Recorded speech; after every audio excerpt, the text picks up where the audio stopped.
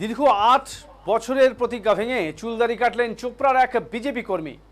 মাঝিয়ালি গ্রাম পঞ্চায়েতের চুয়াঘাড়ি এলাকার বাসিন্দা সুটকা সিংহ ব্যান্ড পার্টি নিয়ে শোভাযাত্রা করে বুধবার খুজালুগছ এলাকায় উত্তরবাহী ডাউক নদীর ধারে চুলদাড়ি কাটেন। জানা গেছে 2018 সালের পঞ্চায়েত নির্বাচনে তৎকালীন রাজ্যের শাসক দল তৃণমূলের বিরুদ্ধে একাধিক অভিযোগ ওঠে। নিজের স্ত্রী সেই সময় বিজেপির পঞ্চায়েত সমিতির প্রার্থী হন, কিন্তু ভোট হওয়ার পর কোনো না কোনো গণনা কেন্দ্রে বিরোধীদের ঢুকতে দেয়নি তৃণমূল, সে কারণে ভোট কাউন্টিং হয়নি। এরপর তিনি প্রতিজ্ঞা করেন বাংলা থেকে তৃণমূলের পতন হলেই চুলদাড়ি কাটবেন। এমনকি এই সময়ের মধ্যে তার পরিবারের বেশ কয়েকজন গত হয়েছে, তা সত্ত্বেও তিনি চুলদাড়ি কাটেননি। 26 এর বিধানসভা নির্বাচনে বাংলায় ক্ষমতায় এসেছে বিজেপি।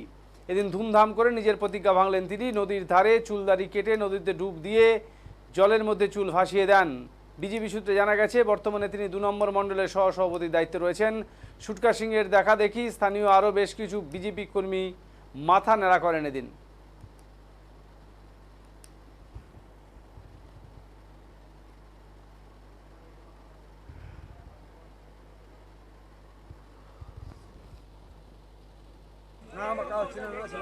মূলত কি প্রতিজ্ঞা ছিল আপনার, একটু বিস্তারিত বলেন। আমার প্রতিজ্ঞা ছিল 2018-তে যখন আমি পঞ্চায়েত সমিতিতে দাঁড়াইছিলাম, আমার বউ দাঁড়াইছিল, তো বিভিন্নভাবে ওরা ছাপা করে ভরছিল, অনেক কিছু মারপিট ধমকাধমকি করেছিল।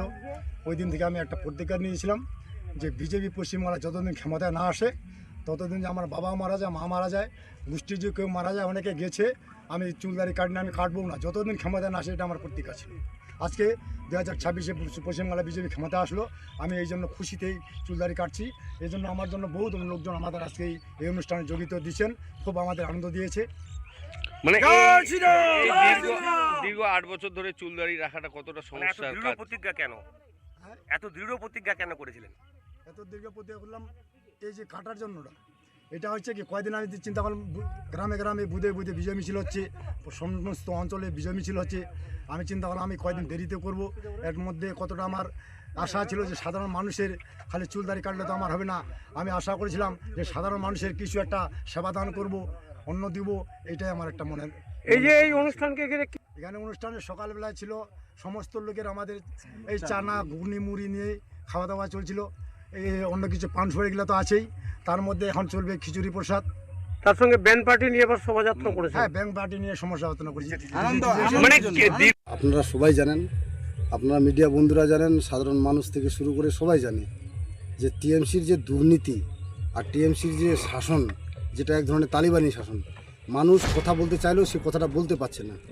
এই শাসন থেকে দূর করার জন্য, এই শাসনটাকে মানুষকে ভয়মুক্ত করার জন্য, একটা খুব সুন্দর পরিবেশ বজায় রাখার জন্য, তার জন্য কিন্তু আজকে আমাদের এই যে আমাদের সুক্তাদা, যিনি মণ্ডলের ভাইস প্রেসিডেন্ট আছেন, দীর্ঘ 8 বছর ধরে তিনি কিন্তু কঠোর, মানে কি বলবো, তপস্যা বলেন কিংবা দৃঢ় প্রতিজ্ঞা বলেন, একদম সংকল্পবদ্ধভাবে তিনি এই 8টি বছর অনেক কষ্ট করে কাটছিলেন যে সাধারণ মানুষকে কী করে এই ভয়মুক্ত করা যায়। এবং এই টিএমসির বিরুদ্ধে, আমরা দুর্নীতির বিরুদ্ধে আমরা যেমন লড়াই করেছি, তার সাথে সাথে সাধারণ জনগণকে আমরা সচেতনও করতে পেরেছি বলে আজকে আমরা এই ভয়মুক্ত পরিবেশকে দূর করতে পেরেছি। কি বার্তা দেবেন বিজেপি কর্মীদের উদ্দেশ্যে আজকের এই উদ্দেশ্যকে নিয়ে? আমি এটাই সাধারণ মানুষের বার্তা দিব, আগামী দিনে ভারতীয় জনতা পার্টি ক্ষমতায় আসছে, সুন্দর একটা পরিবেশ গড়ে তুলবে এবং তার সাথে সাথে কর্মসংস্থান তৈরি হবে। বিভিন্ন জায়গা থেকে শুরু করে আমরা প্রত্যেকটা সেক্টরে আমরা কিন্তু কর্মসংস্থান নিয়োগ করাবো। আমাদের চুয়াঘাড়ি নিবাসী এবং ভারতীয় জনতা পার্টির বর্তমান 2 নং মণ্ডলের ভাইস প্রেসিডেন্ট সুক্তা মহাশয়, উনি দীর্ঘদিন ধরে একটা তপস্যা ত্যাগ করেছিলেন। গত 2018 সালে পঞ্চায়েত নির্বাচনের সময় উনি পঞ্চায়েত সমিতি থেকে দাঁড়িয়েছিলেন এবং সেই সময় থেকে বিগত দিনের যে রাজ্য সরকার ছিল, দুষ্কৃতী সরকার ছিল, তারা ভোট হয়নি। সেই থেকে তার মনের মধ্যে একটা ত্যাগ চলে আসে যে আমি যতদিন পর্যন্ত আমার পার্টি মানে বিজেপি পার্টি না আসে পশ্চিমবঙ্গ ক্ষমতায়, ততদিন পর্যন্ত উনি চুলদাড়ি কাটবেন না। এই দীর্ঘদিনের প্রতিজ্ঞার, ত্যাগের, তপস্যার চুলদাড়ি কেটে আজকে অবসান ঘটালো।